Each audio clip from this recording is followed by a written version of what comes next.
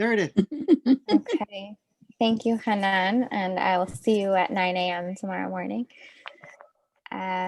It's really an honor to be here. Thank you guys for hosting me. As you can tell from my English, I'm also American. I grew up in Pennsylvania in a Jewish community in a small town called Allentown, if anyone's familiar. I have been living in Israel since 2007. And I came here basically on study abroad and decided while I was here that I was going to stay. And there was no chance that I was going home. I had decided that I wanted to make Aliyah to move here and stay when I was 9 years old. And as soon as I came and lived here for the first time, I knew I wasn't going back. Growing up in a very Jewish world with, my teachers at school were often Israeli counselors at camp, for me, there was nothing more inspiring and meaningful than just becoming as Israeli as possible. And it never occurred to me to be anything more than as Israeli as I could try to be. And so I started trying to figure out how to fill in the gaps in my growing up in the States. One of the experiences that seemed really critical to my Israeli friends was their time in Poland, learning about the experience in the concentration camps. And so I went there on a trip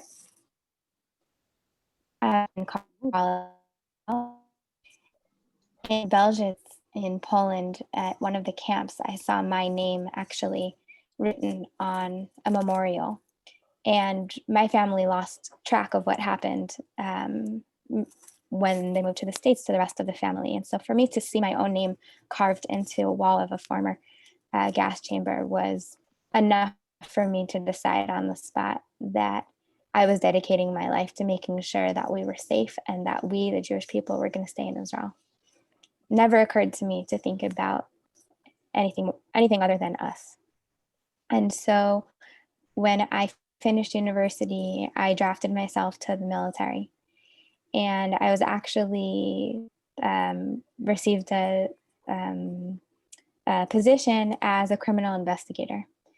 And this was going to require me to sign on additional time and work in a role that felt very uncomfortable for me in the military. And so I was postponing and trying to figure out how I can get a more relevant job to what I had studied and to do something perhaps with my English. And in the meantime, a friend of a friend in Kids for Peace needed somebody with an American passport to fly to one of their summer camps because one of their camp counselors didn't get a visa. And I had some time to kill. And I figured, what difference does it make? I get a free trip to the States. Little did I know that this was going to be an experience that changed my life forever.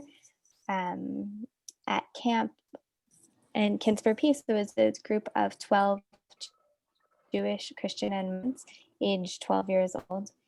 And my role was to be sort of the responsible one for the Israeli Jewish kids. There's 4 Christians, 4 Muslims, and 4 Jews.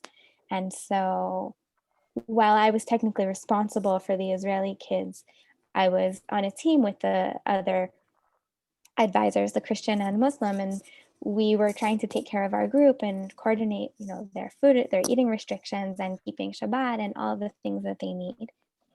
And I made every possible mistake that you can insult somebody from not understanding and not having a sense of who they are. And the experience was actually terrible. And it was clear to everyone that I knew nothing about the Palestinians, and I just felt so embarrassed. After the 3-week program, I left camp and I was so confused. I did not know what I needed to do next. But I knew that I was already drafted and to figure out what that meant.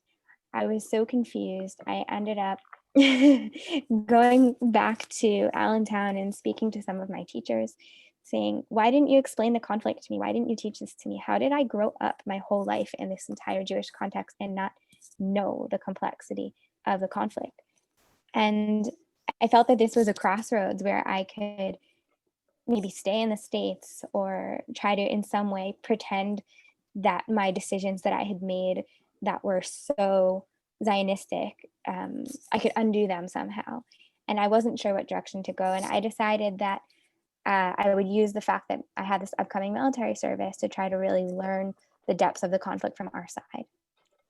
And so I advocated for one of the least desirable positions in the military. And so I was able to get it, which is a liaison officer in the civil administration, which is for those who don't know, it's the government, basically the military government on the West Bank on the Israeli side. And I was the liaison for international organizations who were building infrastructure projects for Palestinians in Area C. And through this, I learned a lot about the complexities of how the conflict plays out on the ground.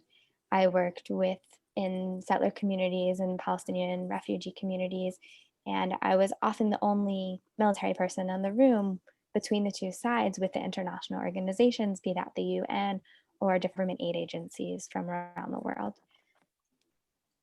When I finished my service, I understood that the biggest thing that I learned and understood was that the situation was a mess, and that in some ways everyone was at fault and no one was at fault, and there wasn't an easy fix.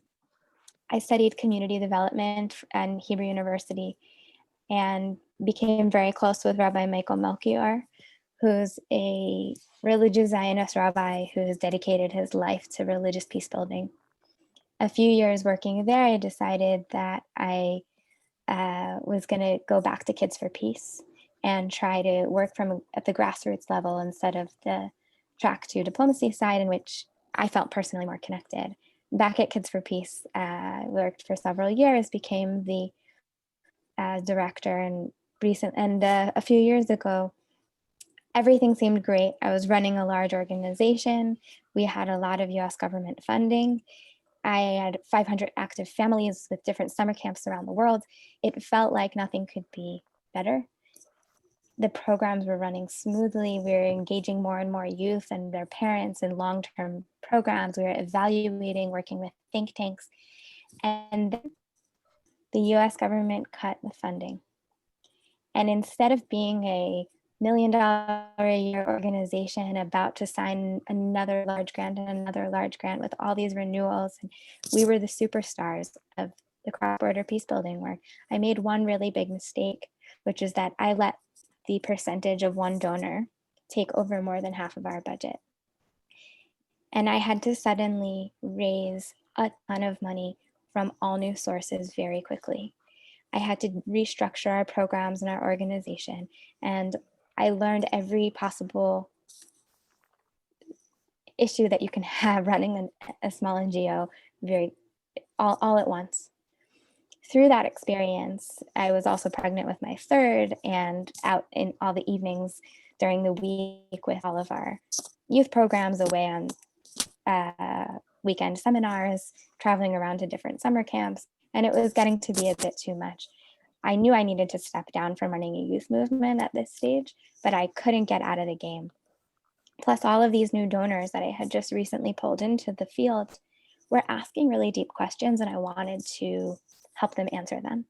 And so I started consulting with a colleague of mine, Bashir, who is my partner in Amal-Tikvah. And the reason that we stepped out into this journey together is because he is coming at this world of peace building from every perspective that I didn't have. He joined the field around the same time I did, after working in the corporate world and in finance, and had been an auditor for several peace organizations on the actual auditing side, and ended up becoming an accountant and financial manager for NGOs. And so we together started consulting in terms of fundraising and program monitoring and design, and financial management of the very difficult complexities of peace building organizations, which I'm sure you can learn about from Roots, because running an organization with Israelis and Palestinians is extremely complicated and difficult.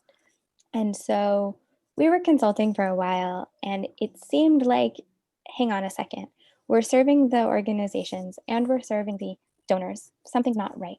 It's not fair for the NGOs to be having to raise funds to do their own strategic planning so that they can operate better. we felt that the donors should be really the ones taking the responsibility to make sure that the organizations had the capacity to operate as effectively as possible. And so we wanted to develop a fund that provide funding to the organizations to help them grow, and also require them to operate strategically, to implement new tools that are going to force them to, monitor their work, to have sound theories of change, and to be able to report. But that it came along with receiving funding instead of something that they had to raise money to do, to create a plan that was very expensive and sat in a drawer and was never implemented because they were too busy trying to raise money to continue operating. And so this was how Amal-Tikvah got started. Unfortunately, I didn't feel ready to start funding. We were really lucky and had some generous donors to help us get started. And I said to them, you know what? We don't know who to fund and what they need. And I can't design a grant process until I have a sense of the field. And so this was where we paused about a year and a half ago and said, we need to do some serious diving into where the field is right now. And so what Hanan thought would be the most interesting, and I understand some of you have read the report, is if I could pull out some of the highlights, and I have a brief PowerPoint which I can share with you, some of our findings of what the field really looks like and what it really means. And you might be wondering how it's changed since Corona. I can tell you it hasn't gotten better, and that if anything, I'll add in some anecdotes along the way from our statistics. We've been continuing to update the data, and it's just been furthering our points even more. I'll take a moment to share the screen. You see that okay? Yes. Okay, great. So we started with the 6-month mapping process, and the goal was to reach every single cross-border organization that was functioning across the border between Israelis and Palestinians, mostly peace-building organizations, or working on making interactions more positive, where Israelis and Palestinians are forced to interact in a cross-border dynamic. And so first, we felt that it was crucial for us to define what peace-building meant.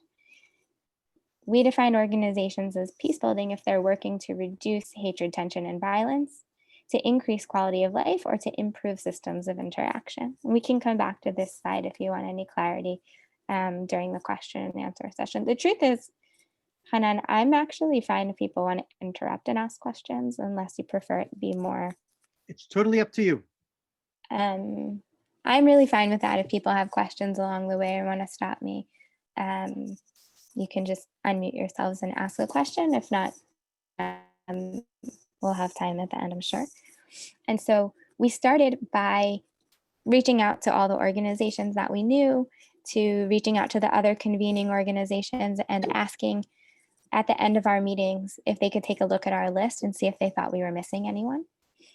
We reached out to 75 or 76 organizations. We met with, during the time of this mapping, we did 55. Since then, we've added several more. And so if you want to quickly scan the list, this is the first page of 2 of the organizations that we included in the mapping. And this is all available online on our website, which Hanan, maybe if you want to put in the chat, it's amal-tikvah.org/report, and then you can just see the whole report. And already several of these organizations have closed or stopped operating in a cross-border capacity since the funding crisis for NGOs due to COVID.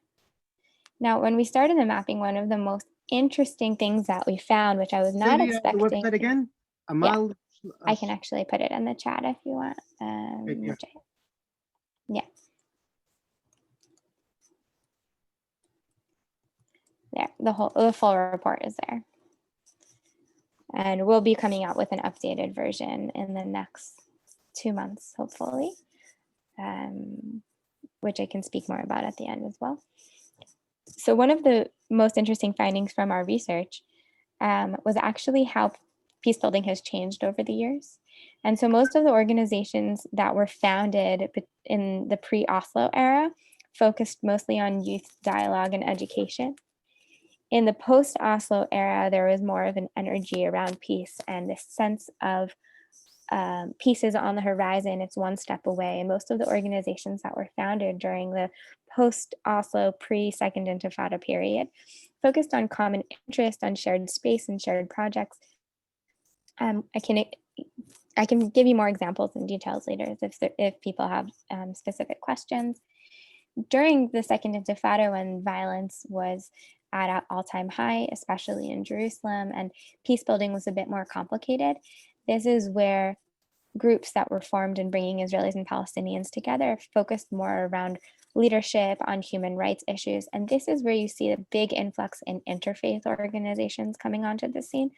Now, none of this is exclusive, that 100% of the organizations in these eras only work on this issue, but by and large, we saw a trend of organizations founded during the Second Intifada focused in this area, and interfaith was one of the most interesting pieces. And when we asked the organizations why they had an interfaith focus, it was because during that time, it was so difficult to bring Israelis and Palestinians together from a national identity perspective, but they were more comfortable coming together in a room as Jews, Christians, and Muslims. In the post-Second Intifada period, you see another influx of sort of a calm, complacent attitude toward the conflict, where if you're going to bring people together, it was more around fun, it was around business and agricultural partnerships. And there was a bit of advocacy and starting to be some track to diplomacy toward the end of this era as well. 2014 was a huge turning point for peace building. And I speak about this from a perspective of, we saw it in Kids for Peace, and many organizations have mentioned it. And in terms of the organizations that have been founded since 2014, they're almost entirely founded from a perspective of, we have to just be together, not because we necessarily want to, but because the other side isn't going anywhere. We have a lot of explanations for this.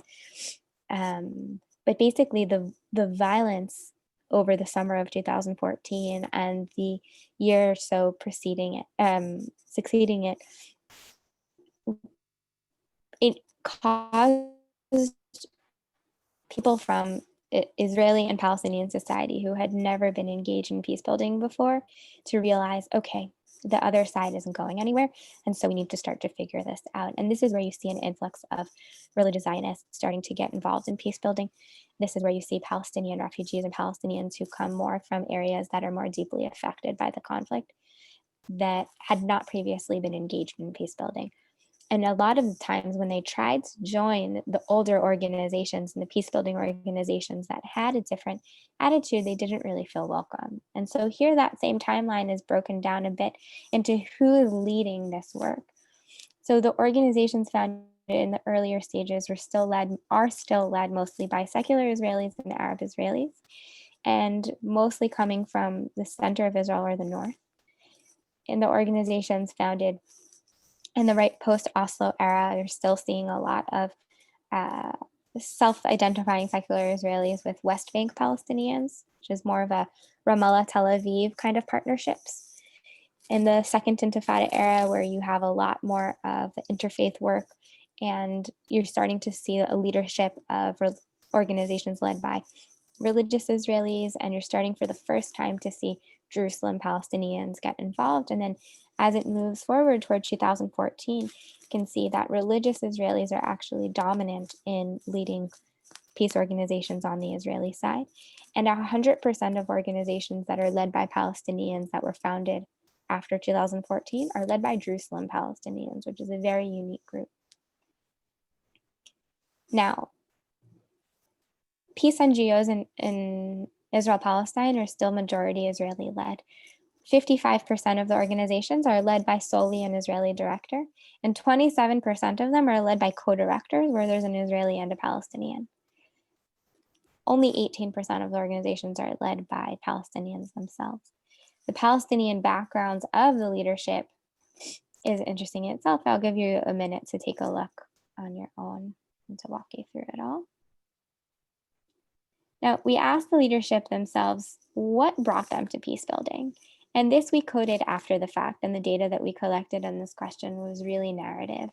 And I found it pretty interesting that, less than half were a political ideology that brought them into this work.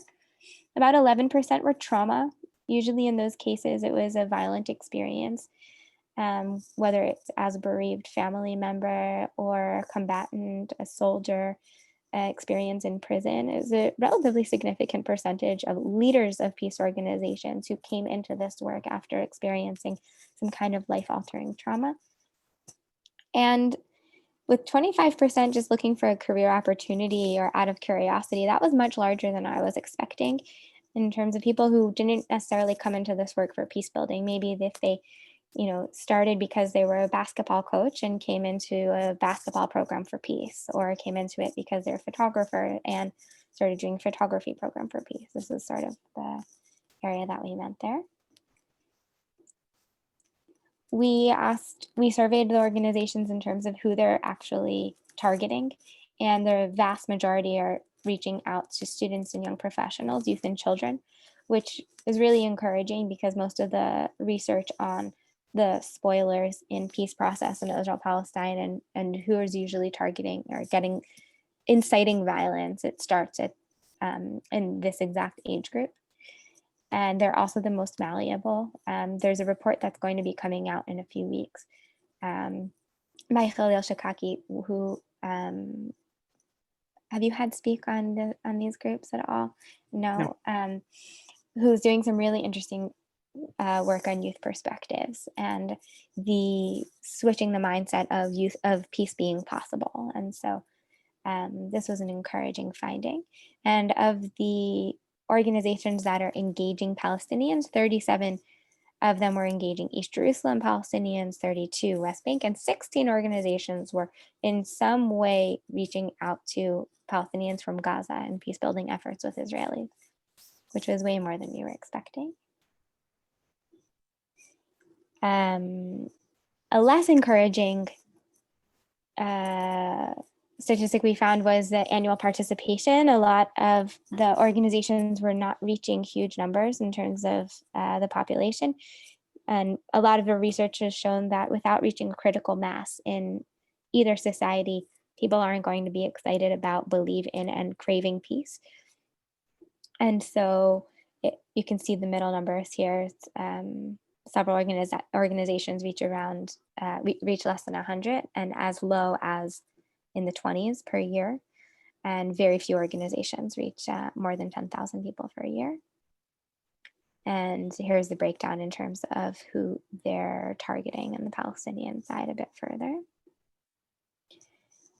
Now, one of my questions was that if I've felt living in Jerusalem for the last 12 years that most of the peace building work is happening here, and we found it to be increasingly true, with 76% of cross-border activities happening in Jerusalem. And more than happy to go into this a bit more if anyone has specific questions, but one of the biggest pieces here is it is cross-border by nature in Jerusalem, which is that the Palestinians who are here are living a cross-border reality and engaging with them with them not being citizens of Israel from a funding perspective, from a geopolitical perspective, is a cross-border environment. And also a lot of the work that's being done between Israelis and Palestinians in the West Bank and Gaza has become increasingly difficult over the last several years. And so Jerusalem is a place you can actually continue to do it.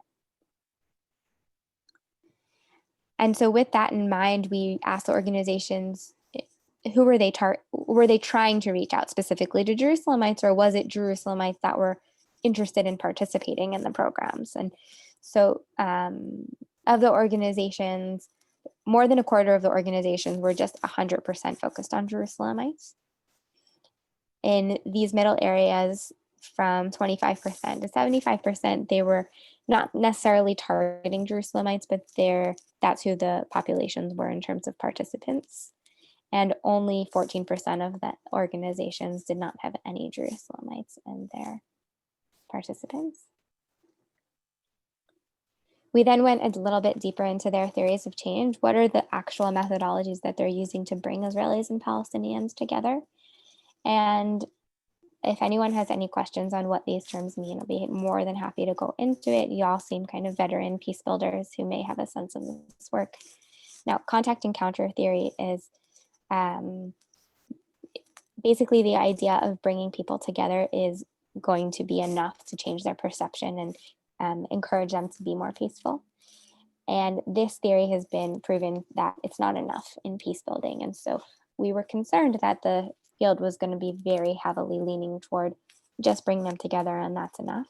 We were encouraged to see that while 30 of the organizations listed contact and counter theory as a crucial element of their work, very few of them was it the only piece that they were focusing on. I think it was 4 or 5 of the organizations. And so the majority acknowledge that bringing Israelis and Palestinians together needs to have more to it than just them coming together themselves, whether it's through shared skill building or interest, whether it's making change through activism or advocacy, creating shared spaces that feel safe and comfortable for both sides or that are accessible, or providing direct services. We then wanted to understand the organization's biggest challenges, and they have a lot of narrative data on this as well as some coded. And 55% of the answers, not of the organization. So here, just important to stress that this is percentage of the answers.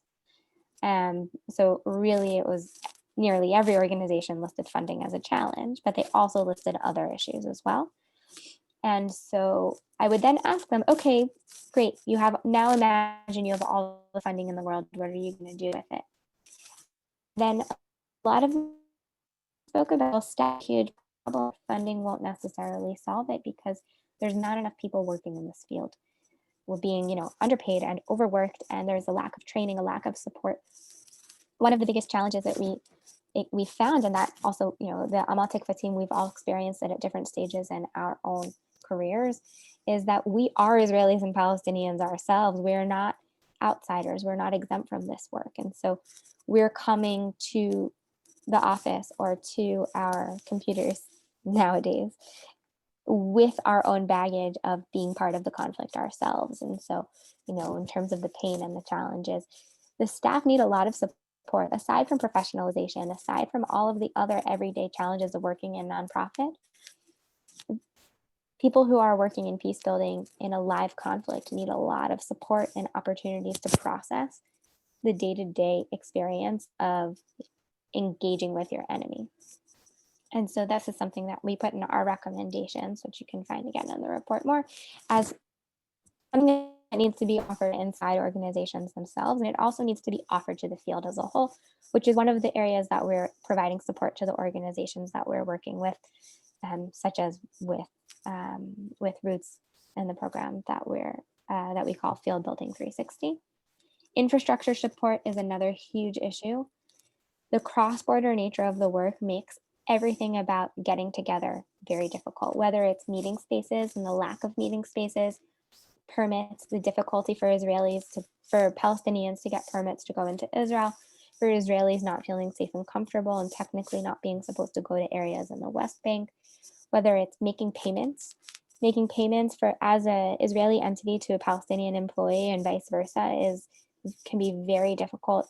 Ensuring people driving in each other's areas. It's just all of these pieces that you wouldn't necessarily realize that the leadership of the organization gets so bogged down in how can we logistically run a program. And so this is what leads to a lot of the funding problems, because it's easier in some ways to just take everyone abroad.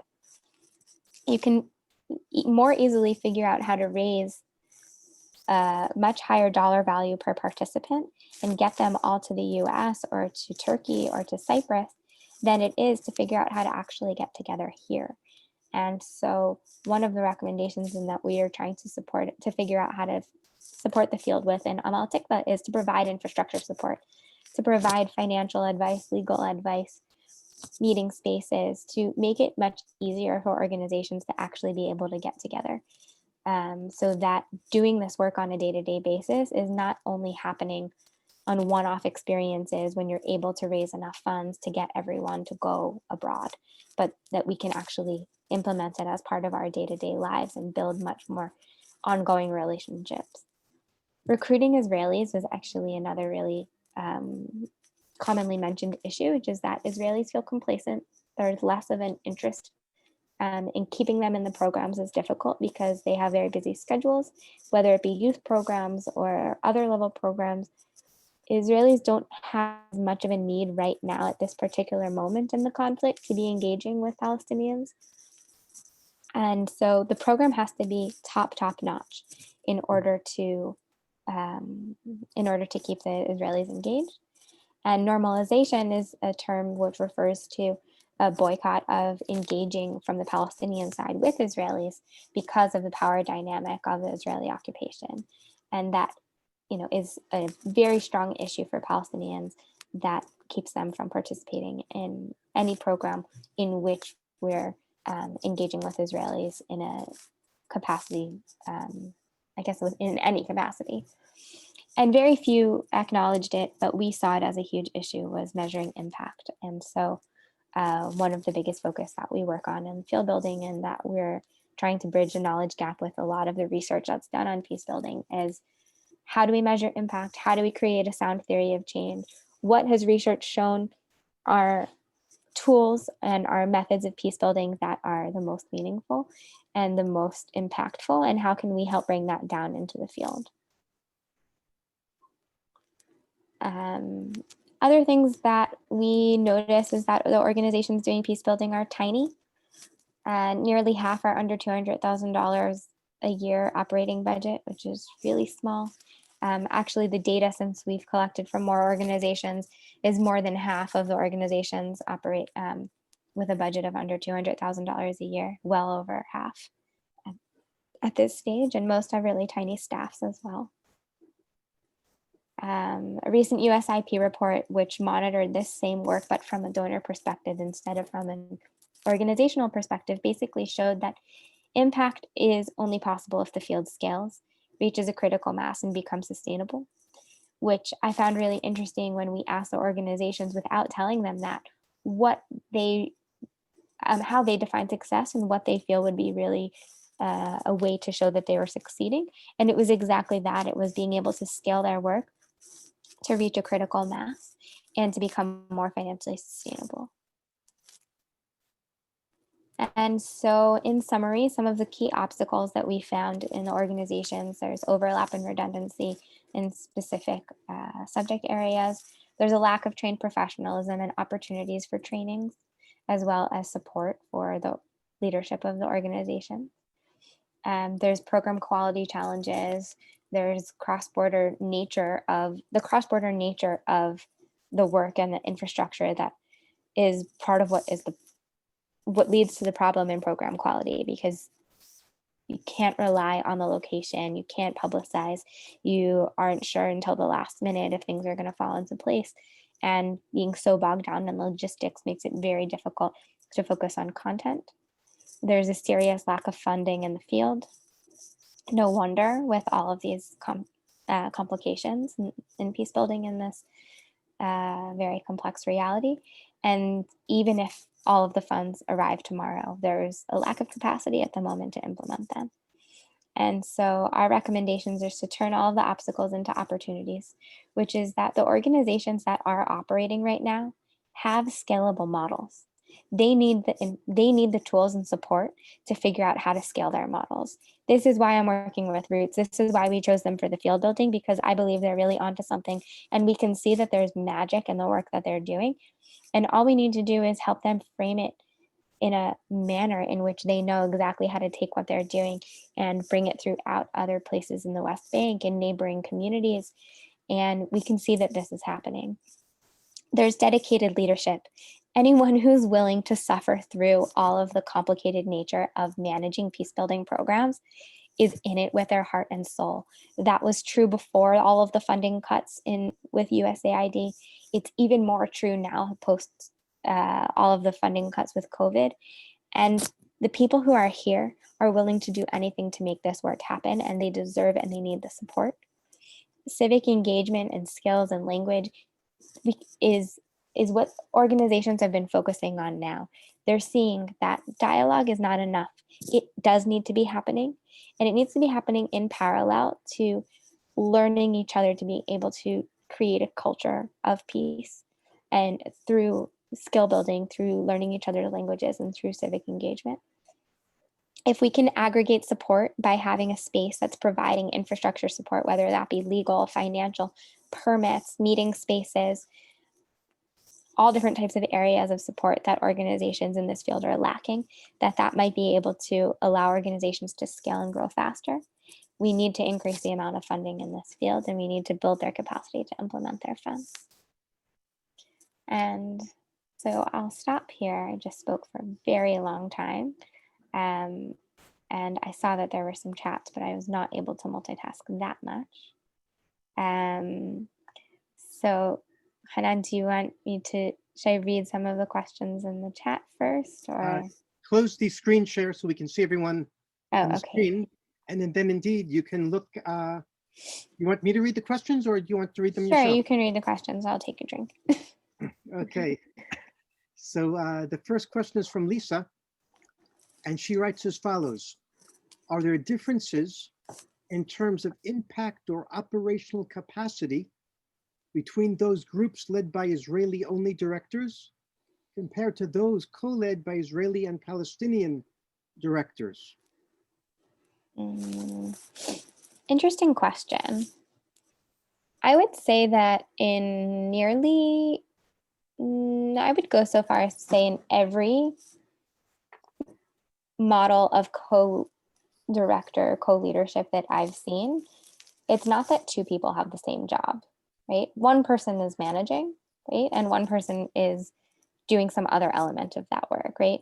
And so they're equal in terms of vote or authority, but I wouldn't say in the co-director models that they're really co-leading. And I think, one of the things that we've seen and that I had experienced with co-leadership as well, when you think that you're going to do everything together and have two people running one job, it is extremely inefficient, and it very quickly turns on itself, and you realize that equal authority in an organization does not mean you have the same job. And so I don't think there's a blanket statement, because in some co-directors you can see that, maybe the Palestinian manager is more taking the lead, or very often it's the Israeli manager, but not all the time.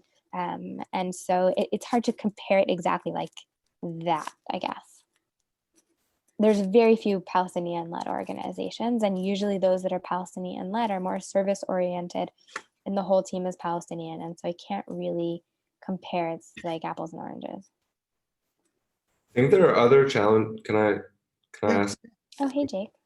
Hey, Meredith. I think there are other challenges that come with Israeli-Palestinian senior management. Like, you can take an organization like Ego Peace, which has a director in Israel, Palestine, and Jordan, which is like true decision-making equality. But then for them to make a decision, it has to go through so many different places and power structures and cultures, and just people. And so you have like different logistical challenges. Absolutely. The size of the organization also has a huge dynamic in terms of what co-leadership really means and looks like. So there's definitely not a blanket answer for that. Colleen writes, did your research open a lens onto what beyond encounters and dialogue is still wanting, aspiring to emerge? So the truth is that you dealt with that. I think, Colleen, do you want to add or explain the question, or was it already answered? I thought I heard you say, if you were talking about the relational capacity as being kind of the most fundamental thing that moved things along. But then I thought I heard you say the encounter is not enough. There's still a missing piece. So if I'm right, I was asking you, did you get a sense from your research of what is the missing piece that is still needing, even aspiring to move, to emerge? Because which is the element of our questions. I'm very interested in what your own sense is. Absolutely. And so one of the biggest things that we've seen is that when the program participants see themselves as agents for change, that they then utilize their experience, right? Whether that's changing their community, their family, in their workplace, or going into this field specifically. And so the work needs to include that element in some way as well. And then providing legitimacy for peace building. And so we're actually coming out with a paper, hopefully in a few weeks, which will outline this a bit more. That we're not saying that encounter theory is irrelevant. It's important, but standalone, people finish a program and either they walk away like, cool, that was nice, or they walk away, they go back to their own reality, they experience the difficulties and they say, wait a second, that wasn't real. And it can actually do more harm than good if it's a standalone theory itself. Mhm. Julian asks, it's very interesting talk. What specific recommendations have you had for Roots? Not at liberty to share yet, but hopefully Roots will be coming out with a really incredible strategic plan in a few weeks and they will share that with you themselves. Julian, I'll say something in answer to the question, or not what you meant. One of the many processes happening in my heart and my mind as a result of what the Roots leadership team is doing with Meredith and Bashir is I'm getting a greater and greater sense that I have no idea what I'm doing. That I'm so unqualified, that there are so many things that I've been thought of, and this is so complicated. Like, so it really, I have to, like after every minute, I have to straighten myself and say, wait a second, Hanan, perhaps you're still able to learn, you have to learn something new, and I have to remind myself that I have to find the inner strength to really reinvent myself, because this work requires someone with far greater capacity than I think that I have. Okay. So the team of Roots is incredibly dedicated, and they have all of the raw materials and the programs and the magic that happens there. All the potential in the world. So Beth and Peter Ornstein, can you address your relationship with ALMEP? Have you worked with any American-based groups? Sure, we have a very close relationship with ALMEP. At our onset, I was trying to convince them that we should be a project of them.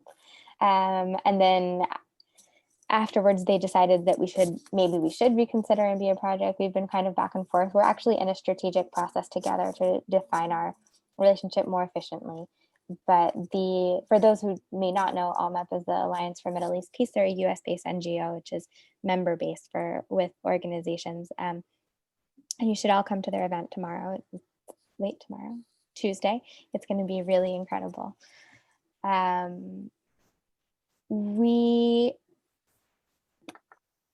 being a small local organization that is focusing on capacity building and focusing only on cross-border organizations, there's just a lot that we can do that ALMEP can't as sort of a larger convening member-based organization. And so for the time being, we have made a decision to stay two separate organizations so that we can each play on our own strengths, and we're exploring if that's going to stay long-term. And we have yet to finish that process. So there's another question. The other question, I have to find it. Yeah, from Bruce. Does your work indicate which age groups are most beneficial to work with? Do your findings correlate anything with participants' educational level? What do you mean by most beneficial, Bruce?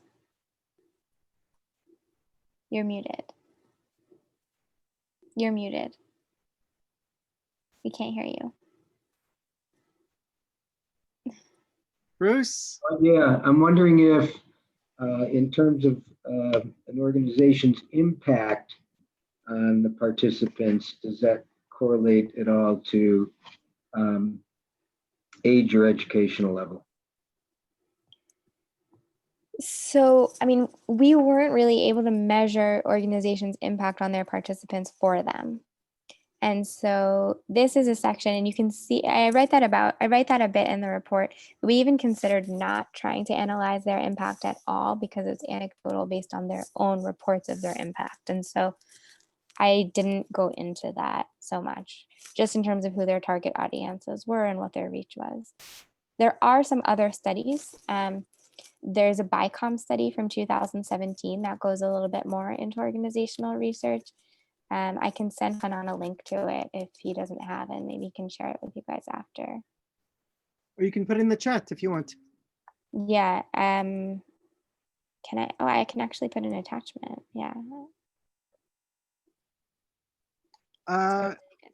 Fiona, when you say you'd love to discuss, do you mean to mention right now with everyone?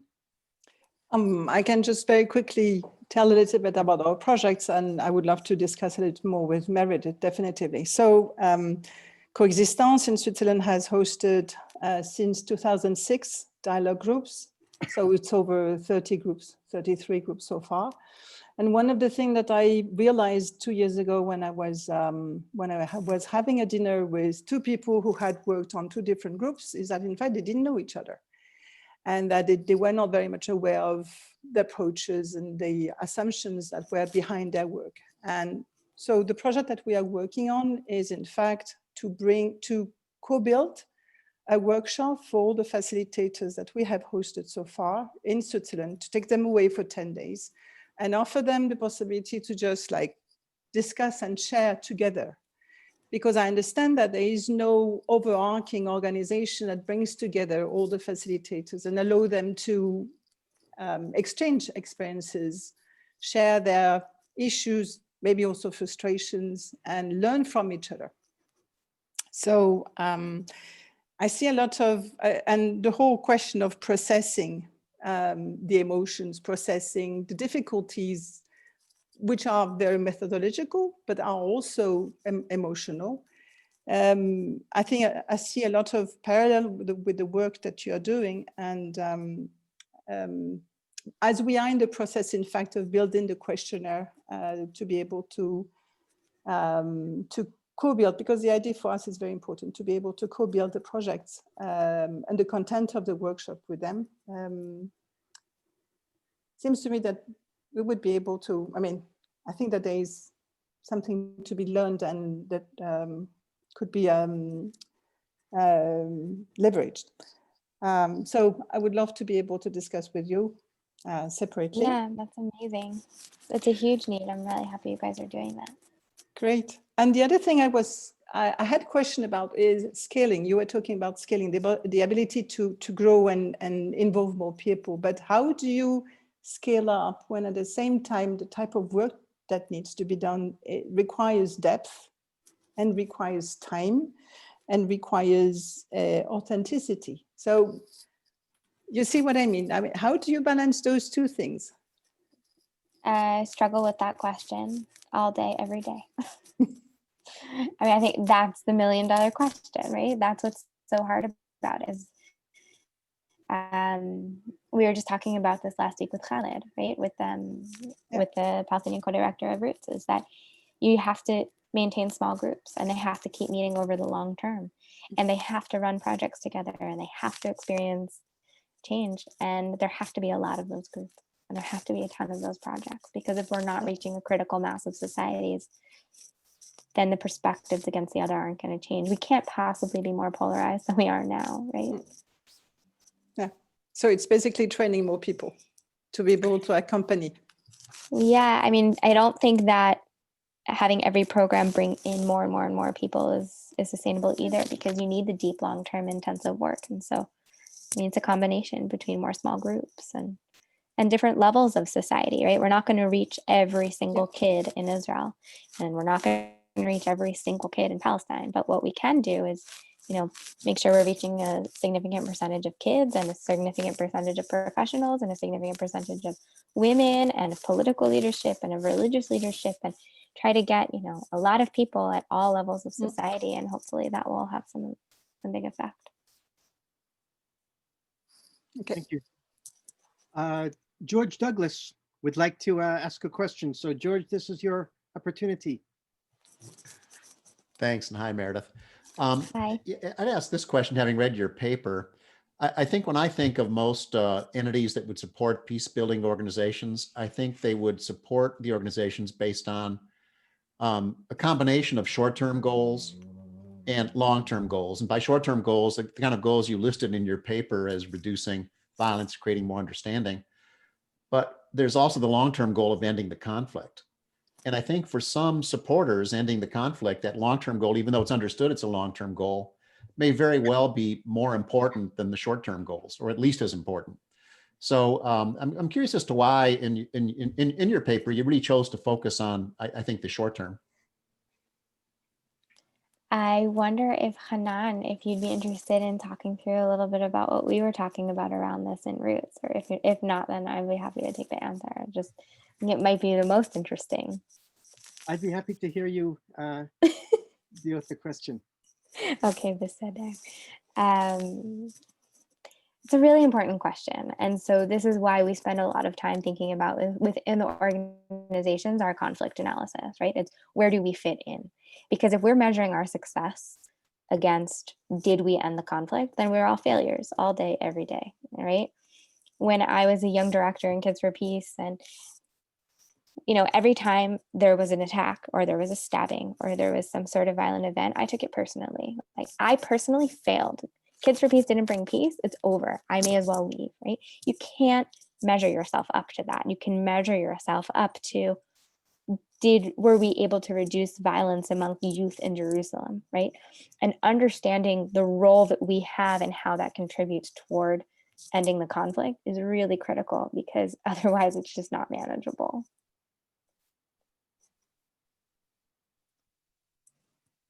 George, do you want to challenge Meredith or respond? Or Well, I wouldn't challenge it. I think you're exactly right, but I wouldn't leave the long-term goals out. Because someone looks at sometimes the statements of organizations, and while it's self-evident you're working long-term to end the conflict, if you fail to say so, sometimes people may forget about that, or get a little confused about what you're ultimately after. And I agree with you. You want to be able to point towards short-term progress that gets there. But I think it is also important to talk about what the long-term goals are. And it's been achieved elsewhere, as peace building, grows numerically. While I was listening to you, I just tell a very short story that kind of relates to this. Back when we had the tsunami in Sri Lanka, there were a lot of international organizations that sent people to help with the tsunami, and the average organization sent 2 people. So you'd say to yourself, well, if the average organization sends 2 people, what can that achieve for the relief of that kind of disaster? And they all had to register with the government. Well, 13,000 organizations send people. So the numbers built up were much, much different. And that's what I kind of think about here. The numbers keep growing and it gets stronger. And over time, it will become a greater force to end the conflict.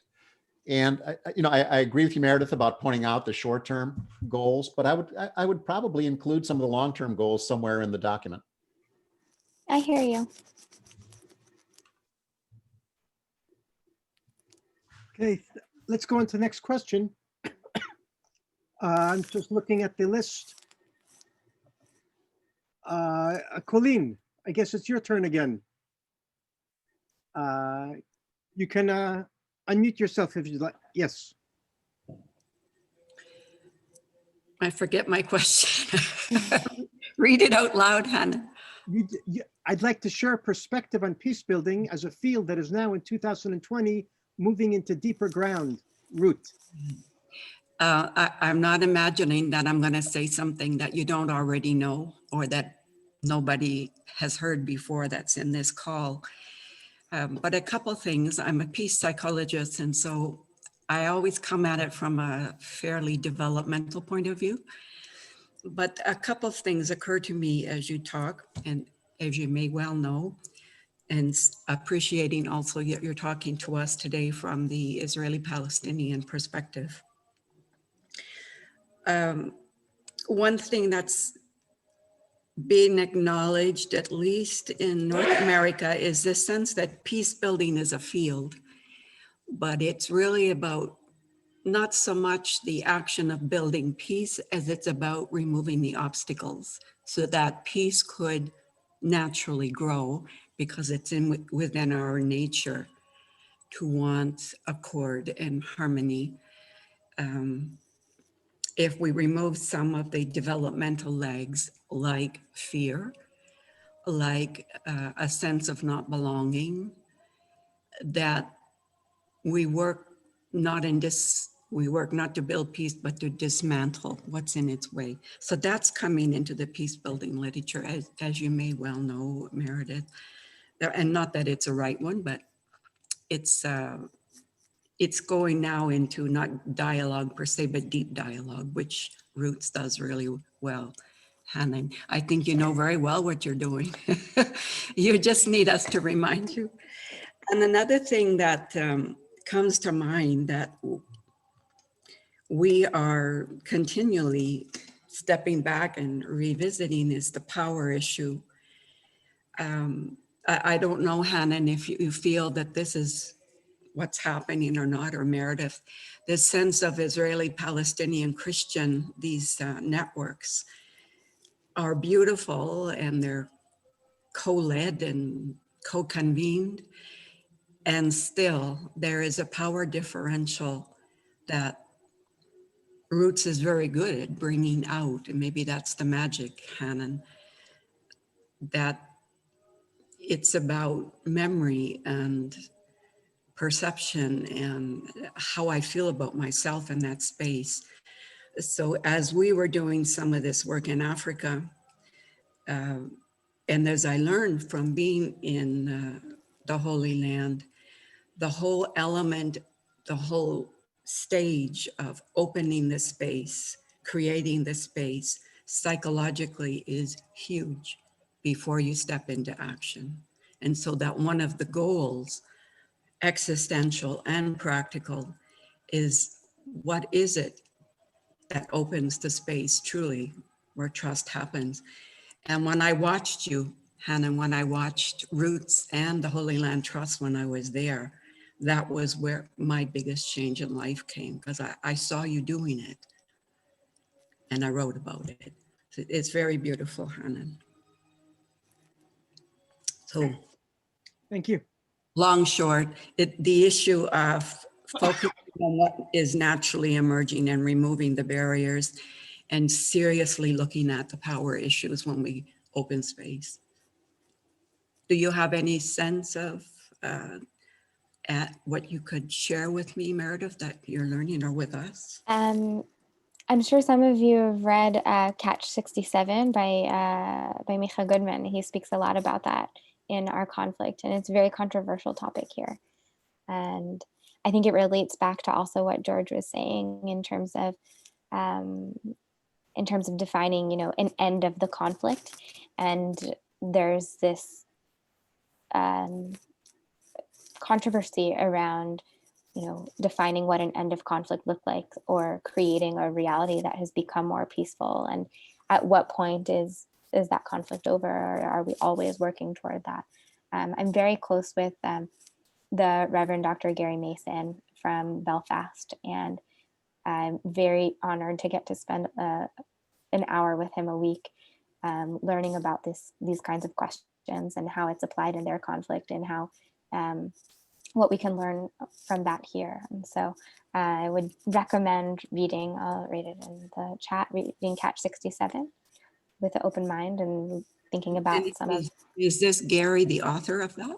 No, Micha Goodman is the author of it, and Gary is... Can you just write his name? Yeah, Rethinking Conflict is the name of his organization. It's Reverend Dr. Gary Mason, who also has a lot of really interesting articles on the roles there. Thank you. Mm-hmm. So now we have a question from Sarah Gordon. I just thought it. Yeah. There's one more I'll just add. There's an article in The Atlantic by Micha Goodman. I don't remember exactly what it was called. something called like Shrinking the Conflict. But I'm sure if you Google it, you can find it, or I can look for it. It's also really good. Okay. So Sarah Gordon writes, have you thought about, or do you plan to map shared society NGOs within Israel? How do you see these organizations fitting into the peace building field? Sarah, you look really familiar. Do we know each other? Not that I know of, but Okay. I'm friendly with Jake, so maybe something through there. Okay, maybe. So I have specifically decided not to, even we were offered funding to do the same mapping on the shared society side, and we made a decision not to.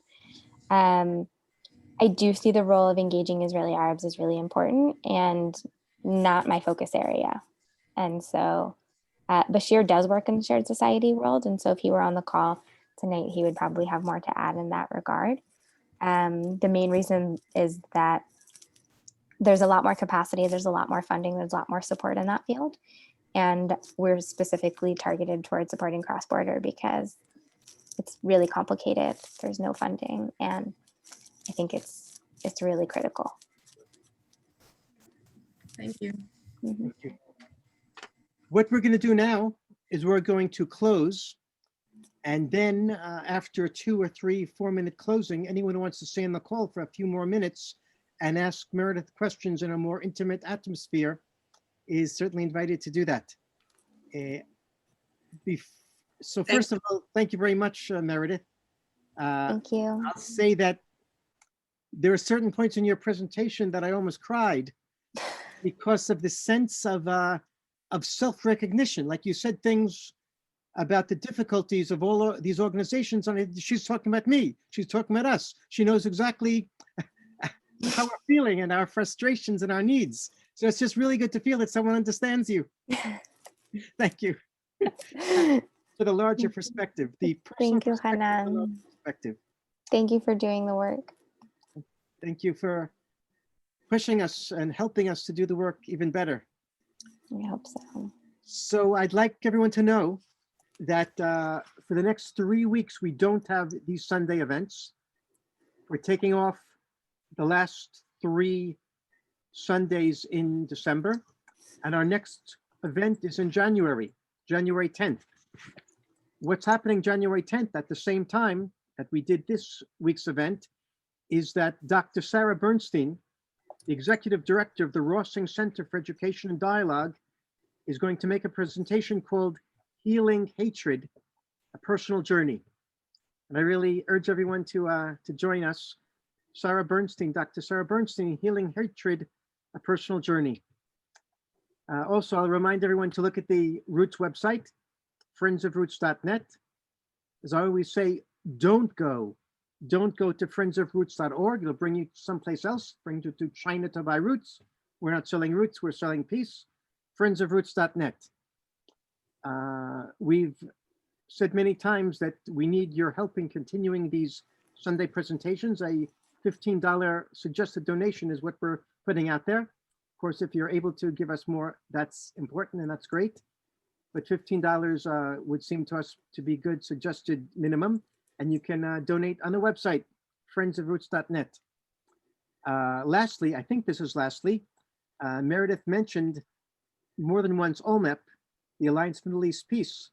And as she said, this Tuesday, there are 2 days, they're doing a major gala event online that's called Shine a Light. Shine a Light. And they are hoping that thousands of people from around the world will gather virtually to hear about their work, to hear about peace building, and to gather momentum and hope in this very, very important work. So look at the OMAP website and sign up for Shine a Light this Tuesday. That's about it for my housekeeping, my closing. So now we have 14 minutes for anyone who wants to stay on the call to ask Meredith questions in a more intimate atmosphere.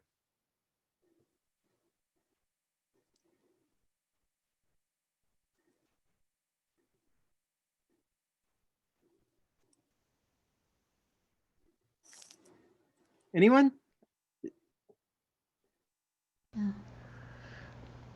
Hi, Meredith.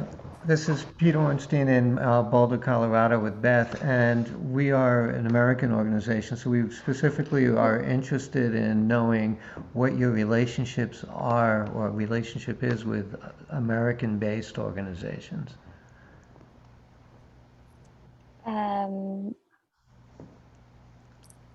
Not really sure I understand the question. In terms of doing any work in the States? No. No, we have our organization is called Sustainable Israeli Palestinian Projects, and we work with Israelis and Palestinians who are already working together, but we are based here and we can bring in experts. We do have a large focus on environmental work. So we're just wondering if you work with organizations like ours that are based here. We've also partnered with another group called STEP. It's science training, empowering, or I can't remember, but it's graduate studies where they pair Israelis and Palestinians to study in Midrashat Ben Gurion primarily. And they're Boston based. Yeah, I don't have much familiarity. When we found US-based organizations that were operating and run mostly in the US in our research, we kind of put them in a list, and we didn't actually include them in the mapping, and they don't have so much familiarity. AllMap graciously serves as our fiscal sponsor, and so they're kind of our American space. But I mean, I'd love to learn more, be connected, and follow up. I put my email in the chat if you Okay, want to conversation. We'll send you an email and introduce ourselves. Thank you. Thank you. Bruce. You answered my question about whether the organizations you're studying are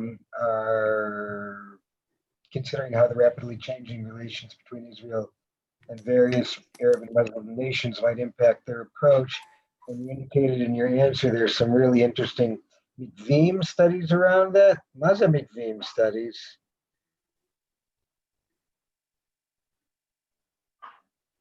Vim, I just sent you a link in the chat. Also, there's can you hear me?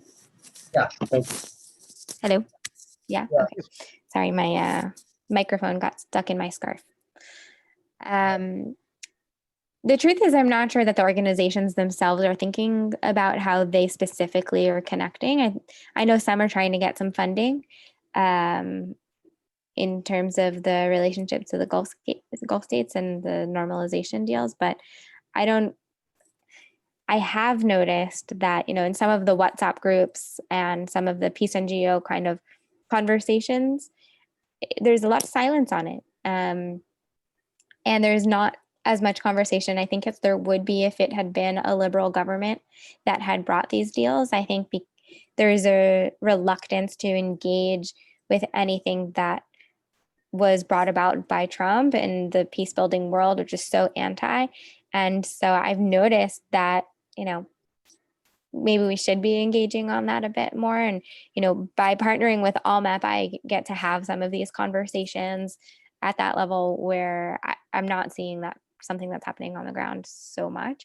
The Meet-VM studies are an interesting space where that conversation is happening, but more from shared society, more from inside Israel perspective of engaging Palestinians from our thought process and less together.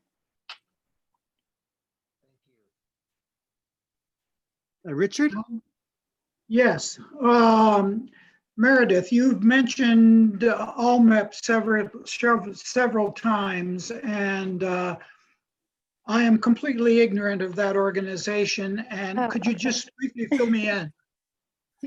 Sure, well, I can send you their website. AllMap is a convening entity that is a member organization. So organizations, I believe, pay dues to become part of AllMap. And they're basically a lobby and an advocacy for international support for peace building. And so their team has drafted and is responsible for, the influx of government funding that's about to be coming in, and there's for the International Fund for Peace, which you can find more about on their website as well. They're really an externally facing voice, mostly in terms of making sure that what's happening on the ground here is represented internationally. They probably say that much better on their website. So Thank you. I'll ask another question if nobody's jumping in. I'm wondering if you're aware of any groups, organizations, whatever, that are surveying Palestinian civil society building organizations in a similar manner that you've done that with the co-groups.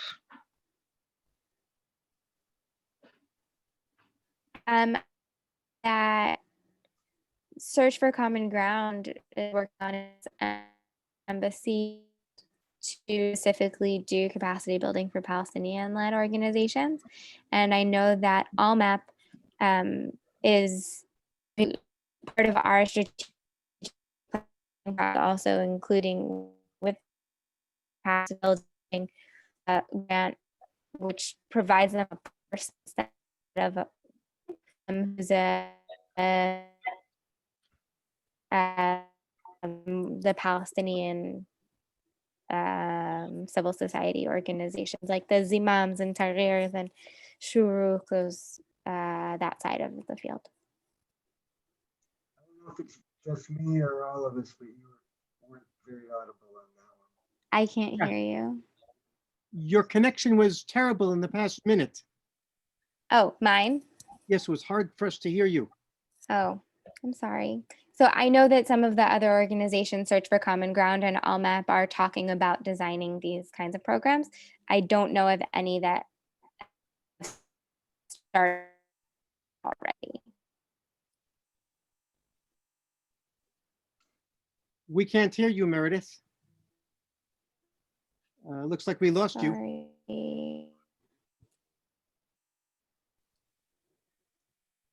Well, it's good we lost you at the end, not at the beginning.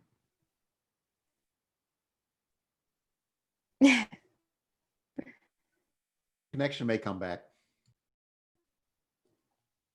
Yeah. Can you hear me now? Yes, we just heard you now.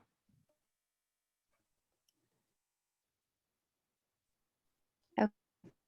I was answering in the chat. Yeah. So since Meredith's connection is getting worse and worse, perhaps it's a good time to. Sorry. I guess there's no more. You all just unfroze. Did I come back or no? We can hear you. It looks like Jake just said goodbye. I thought he had a question. Okay. Okay, so thank you very, very much. This was quite enlightening. Much appreciated. Thank you, Meredith. Thank you. I appreciate the opportunity. Thanks, man. That's a man. Hag Sameach. Bye, everyone. Yeah.